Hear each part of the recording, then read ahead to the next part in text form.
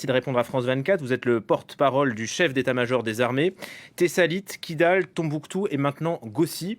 On est dans la logique du retrait ou il y a d'autres facteurs qui entrent en jeu?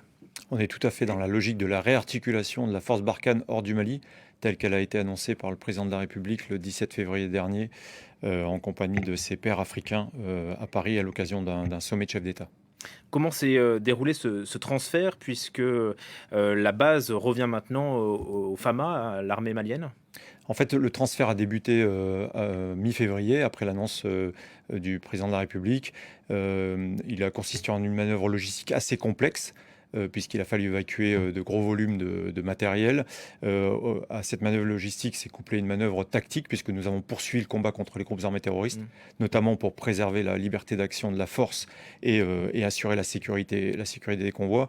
Et globalement, ce transfert s'est déroulé en bon ordre, en sécurité, en liaison avec les forces armées maliennes et n'a pas rencontré de difficultés particulières. Et les équipements militaires sont restés à Gossi? Ah non, nous n'avons laissé aucun équipement militaire. En fait, nous avons transféré un poste avec un périmètre défensif, avec des postes de combat, mais aucun matériel français n'a été laissé sur Mm. le poste de Gossi. Est-ce que vous craignez aujourd'hui que la base de Gossi soit investie par les miliciens Wagner? On parle souvent les miliciens russes. En fait, la question ne se pose pas dans cette dimension. En fait, ce qui était important pour nous, c'était de transférer la base de Gossi aux forces armées maliennes et de le faire en toute transparence pour éviter d'éventuelles incriminations ultérieures ou d'éventuelles accusations. C'est ce qui a été fait. Il y a eu un état des lieux a été fait en détail la semaine dernière avec les forces armées maliennes. Aujourd'hui, officiellement, le dernier soldat français a quitté Gossi. Donc la base maintenant est à la disposition de l'État malien. L'État malien est souverain. Il prendra les décisions qu'il souhaite. Est-ce que sur la question des miliciens Wagner, est-ce que vous constatez une montée en puissance de ces groupes au Mali?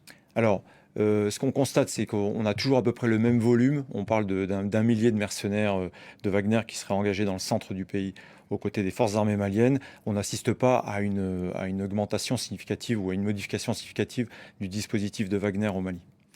Quelles sont les conséquences du retrait français du Mali? Est-ce que les forces armées, les FAMA, donc, arrivent à prendre le relais face aux djihadistes? Alors plusieurs points. Le premier point, qui est quand même l'idée maîtresse, c'est que le combat contre les groupes armés terroristes va continuer. Il continuera hors du Mali, il continuera aux côtés des pays sahéliens, notamment les membres du G5 Sahel. Il continuera en coordination avec les pays européens qui sont engagés avec la France. Le deuxième point, c'est que les forces armées maliennes maintenant vont devoir conduire leurs opérations seules, puisque cette décision prise par le président de la République découle directement des positions qui ont pu être prises par les autorités maliennes. Mm. Donc c'est leur problème de gérer le combat contre les groupes armés terroristes. Il n'y a pas encore de retrait total finalement de la force Barkhane du Mali. Il reste deux bases qui sont ouvertes. Tout à fait. Gossi marque le premier jalon important de la réarticulation hors du Mali. Il nous reste Ménaka à transférer, Mm. puis Gao d'ici à la fin de l'été. Donc le retrait total de la force Barkhane, ce sera d'ici à la fin de l'été. Oui, d'ici à la fin de l'été, il n'y aura plus de soldats Mm. français stationnés au Mali. La France, donc, si je vous entends bien, continue à mener des opérations anti-djihadistes, oui, terroristes ou plutôt djihadistes au Mali, alors qu'elle a annoncé un retrait total qui interviendra donc à la fin de l'été. C'est pas un peu contradictoire? Est-ce que c'est pas contre-productif aussi d'annoncer un retrait total et il n'y a pas un problème de lisibilité? Non, pas du tout.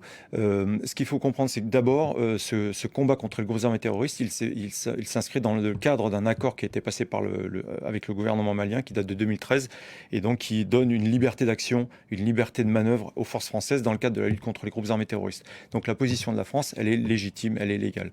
Le deuxième point, c'est que ce désengagement du Mali, pour qu'il se fasse en bon ordre et en sécurité, il doit être accompagné par la poursuite des opérations contre les groupes armés terroristes, parce qu'il faut préserver la liberté d'action de la force et empêcher que les groupes armés terroristes prennent possession de tout ou partie des zones dans lesquelles il reste des soldats français. Et ce combat, il se déroule de manière assez efficace, puisque au cours des dernières semaines, nous avons neutralisé plusieurs dizaines de terroristes, que ce soit dans le Gourma, que ce soit dans la zone des trois frontières, dans la région de Ménaka par exemple, puisque Takuba, la force européenne qui était chargée d'accompagner les Français, d'accompagner les Maliens, pardon, continue à combattre les GAT et obtient des résultats tous les jours. Donc la France aujourd'hui peut continuer à agir librement au Mali. Tout à fait. Les accords qui ont été conclus en 2013 sont toujours valables et donc nous continuons le combat contre les groupes armés terroristes. Et j'insiste, c'est vraiment la ligne rouge. restons engagés contre les groupes armés terroristes dans la bande sahélo-saharienne. Justement, comment va évoluer cette présence française dans le Sahel? Le Niger, le Tchad, c'est là que le gros des troupes sera basé? Alors, il n'y a pas de copie définitive qui a été élaborée parce qu'en fait, ça fait l'objet actuellement d'un dialogue avec les pays africains et les pays sahéliens en particulier.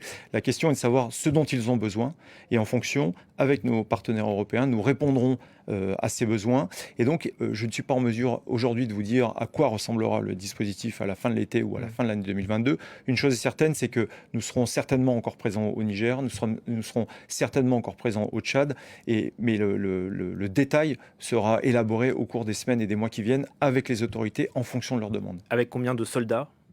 Le volume dépendra de ce qu'on nous demandera.